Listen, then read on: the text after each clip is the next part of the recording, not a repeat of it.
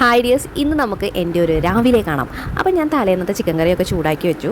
ചേട്ടന് വേണ്ടിയിട്ടുള്ള പുട്ടാണ് കേട്ടോ ഞാനിവിടെ സെറ്റ് ചെയ്യുന്നത്. പിന്നെ കൊച്ചിൻ്റെ കുപ്പിയൊക്കെ ഞാൻ അടുപ്പത്ത് തിളപ്പിക്കാൻ വെച്ചിട്ടുണ്ട്. അത് എടുത്തുകൊണ്ടിരിക്കുന്ന സമയത്ത് ഞങ്ങൾക്ക് കറണ്ട് പോയി. അത് കഴിഞ്ഞ് ആ നേരം കൊണ്ട് ഞാൻ പുട്ടൊക്കെ സെറ്റ് ചെയ്ത് വെച്ചു. അപ്പോൾ ഞങ്ങൾക്ക് പുട്ടല്ലാത്തത് എന്തും ഞങ്ങൾക്ക് ഇറങ്ങും. ഇഡ്ഡലി ആയിക്കോട്ടെ, ദോശ ആയിക്കോട്ടെ, എന്തും ഞങ്ങൾക്ക് ഇഷ്ടമാണ്.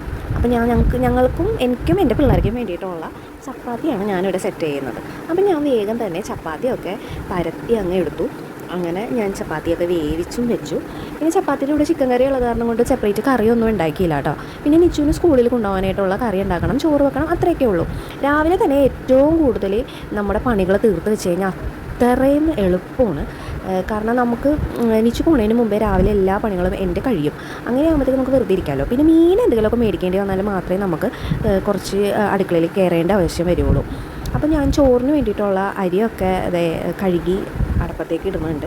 അപ്പോൾ അതിൻ്റെ ഇടയിൽ കൂടെ നിച്ചുവിനെ ഞാൻ പോയി എണീപ്പിക്കുകയും കാര്യങ്ങളൊക്കെ ചെയ്തിട്ട് പിന്നെ ഏറ്റവും കൂടുതൽ നമ്മൾ ചെയ്യണ പരിപാടി എന്ന് പറഞ്ഞു കഴിഞ്ഞാൽ അടുക്കളയിൽ അതിൻ്റെ നില അങ്ങ് തുടക്കണം. അത്രയും കിട്ടുന്ന സാറ്റിസ്ഫാക്ഷൻ വേറെ ഇല്ല.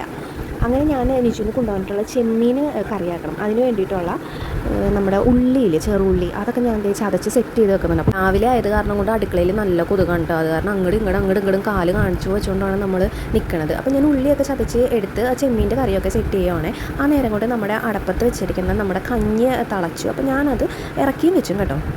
എൻ്റെ എല്ലാ രാവിലെ ഇങ്ങനെ തന്നെയാണ്. അപ്പോൾ കാണാം, ബൈ ബൈ.